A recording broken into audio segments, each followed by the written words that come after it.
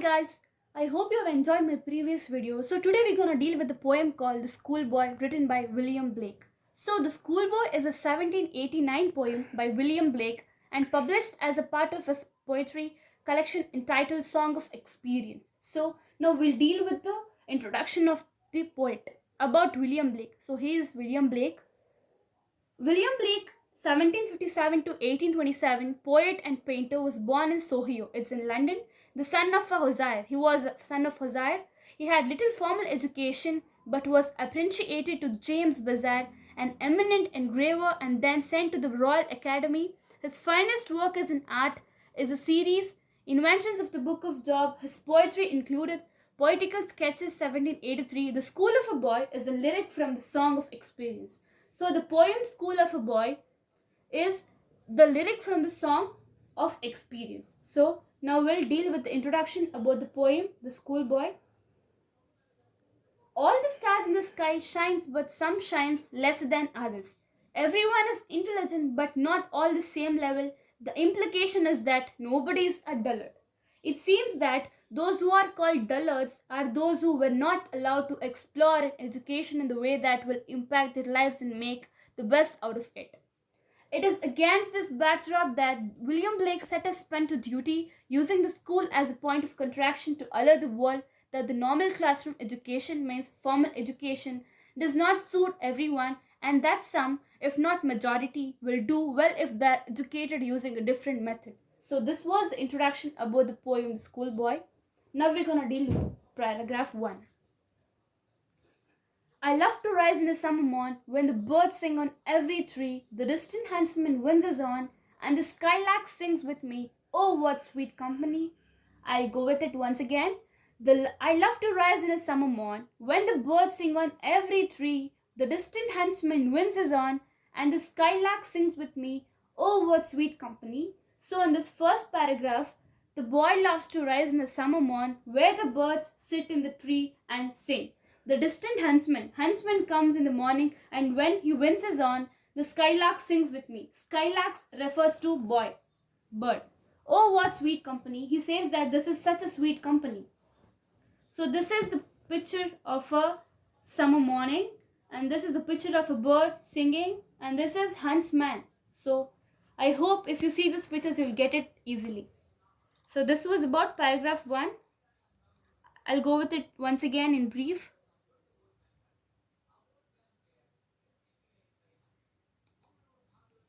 The first stanza appears with an exposition on what appeals to the sense of poetic persona who assumes to be a little boy. He likes a natural environment in which everything follows its instructional order. He speaks of the summer morning when he wakes up to hear the birds singing and the horn sounds of hunters. Such a merry marks makes him happy. Oh, what sweet company!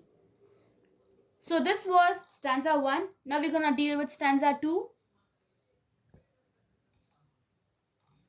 This is stanza 2.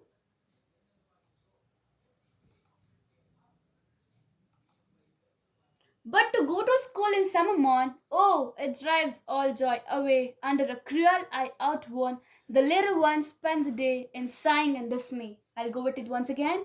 But to go to school in summer morn, oh, it drives all joy away. Under a cruel eye outworn, the little ones spend the day in sighing and dismay. So, this boy does not like to go to school in a summer morn. It drives his all joy away to go to school in the summer morning. Under a cruel eye outworn. The cruel eye refers to teacher. So here you can see the picture of a teacher who has a cruel eye. So this is the cruel eye outworn. The little ones spend the day in sighing and dismay. Sighing and dismay refers to a sadness which a boy is facing. This is a guy with sighing and dismay. Now we're gonna deal with stanza 2. Contrarily to his opinion in the first stanza, the poetic persona informs the reader about what he dislikes. So the things which the boy dislikes are, but to go to school in the summer morn, oh, it drives all joy away. In the above excerpt, the poetic persona experiences a sad feeling about school. So he expresses a sad feeling about school. He dislikes going to school in the summer morning. Instead, he prefers to stay and enjoy adventurous environment. Here, the boy would love to enjoy the adventurous environment. He went on to point out that even the students in the classroom get tired by being watched over by a teacher cruel eye. I've already told you that cruel eye refers to teacher. Having been demoralized, they sigh and slide into worries. So the teachers are getting the boy into worries. Under a cruel eye outworn, the little one spent the day in sighing and dismay. So this was in stanza 2. Now we're gonna deal with paragraph 3. Ah, then at times I drooping sit and spend many an anxious hour, nor in my book can I take delight, nor sit in learning's bore, worn through with the dreary shower. I'll read it once again. Ah, then at times I drooping sit and spend many an anxious hour, nor in my book can I take delight, nor sit in learning's bore, worn through with the dreary shower. So here the boy is sitting in drooping sit. It means that he's very sleepy and is feeling very sad, and he spent as many anxious hours in the school. He's not at all enjoying his school life and his school day. So nor in his book he can take delight. So he's not even enjoying his book and reading. So worn through with the dreary shower. So this is the anxious hour he's spending, and this is a guy with sadness filled with him, and he cannot even take delight from his book in the school. So now we'll go for stanza 3. Then, given the preceding stanza, he, the poetic persona, exclaims, Ah, that having been discouraged, he would bend down his head and sack droop in his chair for a long time. In this stanza, he says that the guy is very sleepy and is very droop in his chair, sitting for a long time. He's sitting for a very long time in school and is feeling very sleepy. Ah, then at times I drooping sit and spend many an anxious hour. He's spending his many anxious hour in school by sitting for a long time in his chair. He can't even enjoy reading his books or continue to stay in the class. He's not even enjoying to read his books or continue to stay in the classroom. He is not even happy to sit in his class and listen to the teacher. Because the awful teaching makes us worn out and tired. Because this teaching is making him very tired, and it is making him very awful. Nor in my book can I take delight, nor sit in learner's bore. Learner's bore refers to school, okay? Rondro with the dreary shower. Dreary shower is nothing but the teachings of the teacher. So this is about stanza 3. Now we are going for paragraph 4. How can the bird that is born for joy sit in a cage and sing? How can a child, when feels annoy, but droop his tender wing and forget his youthful spring? I'll read it once again. How can the bird that is born for joy sit in a cage and sing? How can a child, when feels annoy, but droop his tender wings and forget his youthful spring? So here the boy is comparing himself to a bird sitting in a cage. So here, how can a bird which is born for joy sit in the cage and sing? So how can a child is comparing himself to a bird, and how can a child when feels annoyed? So here he is feeling very annoyed because of the teachings of the teacher, and his droop his tender wings and forget his youthful spring. The bird is the freedom. Bird is nothing but a freedom, because bird needs freedom. So he is comparing himself to a bird sitting in a cage and singing. So this is his childhood. Here the boy needs to enjoy his childhood, but is not doing that, and this is a child who is annoyed. So this is about paragraph 4. Now we'll deal with stanza 4. Of course, you may have noticed that the poetic persona opines that learning is a natural environment, gives more freedom, relaxation, and happiness than learners in a classroom. In this stanza, he talks about why the classroom schooling is not good with a sharp metaphorical analogy in which he compares himself to a bird, he says. So here the boy is comparing himself to a bird, that he's asking the question that why the classroom schooling is not good with a sharp metaphorical analogy. Metaphor is nothing but a comparison. So how can a bird that is born for joy? See, the bird is born for joy. How can it is made that it can sit in a cage and sing? From the excerpt, one understands that a natural environment for a bird in the air and it nests on the tree branches. So putting it in a cage limits its happiness and liberty. So what we are doing is we are keeping the bird in a cage and we are putting the limitations for its happiness and liberty. So everyone in this world need liberty and happiness, right? So even we should give the freedom to the bird. He is saying that you all have made that putting us to a school like a cage, and you have limits our happiness and liberty. Metaphorically, the cage is the classroom. I've already told that the cage refers to classroom here. So the boy is comparing the classroom to cage. Note, the poetic persona has no problem with schooling. His problem is with classroom education.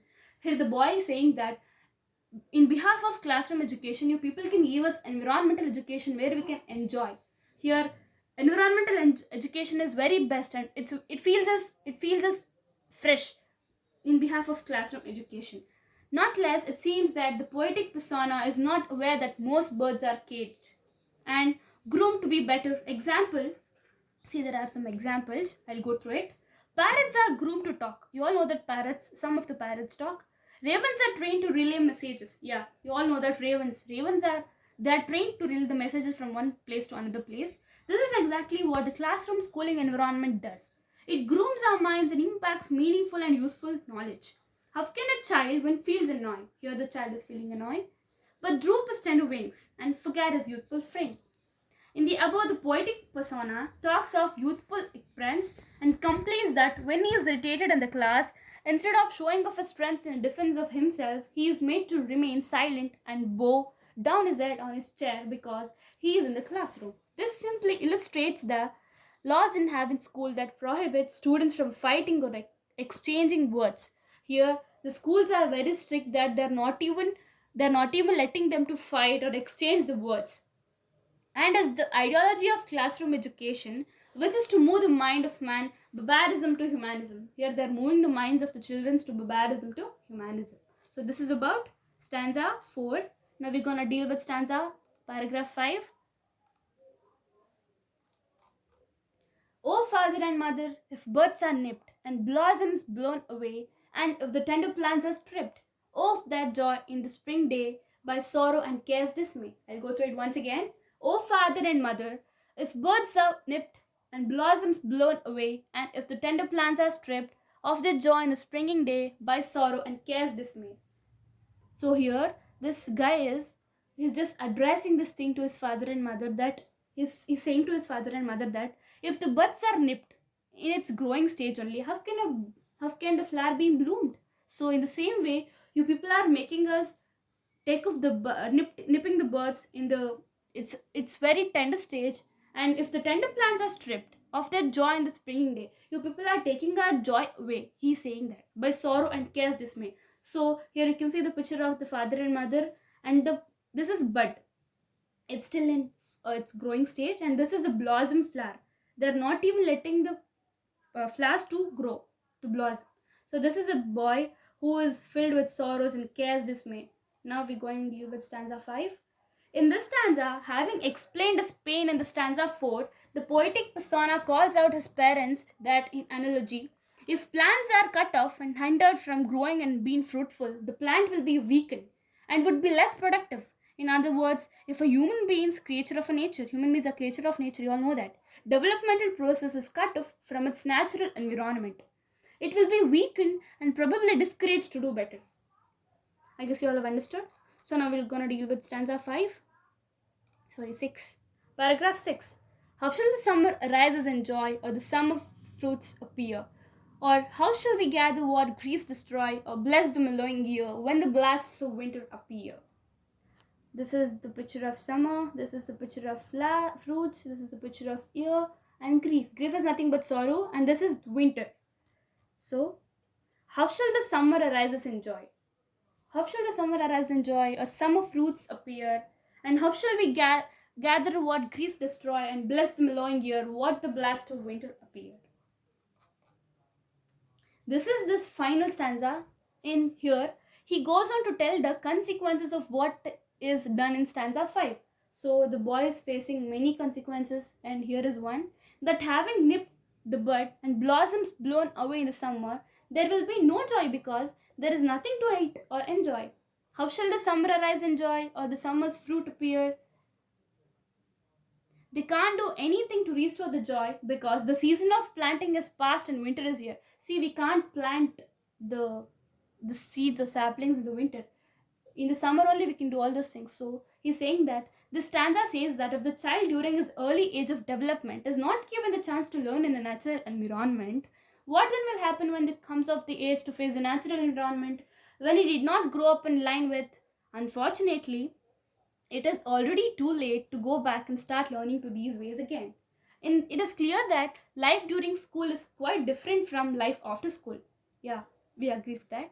The former teachers and exams, while the later exams after failing or passing, you learn. Hence, the poetic persona is saying, if that is the case, why can't start earlier to experience life the way it is? So then, when it comes to use us fully, we will know how to handle it rather than living in an artificial environment and coming out later to face the real environment as a novice. Here, the boys just comparing that the school is the artificial environment and the outside is the real environment.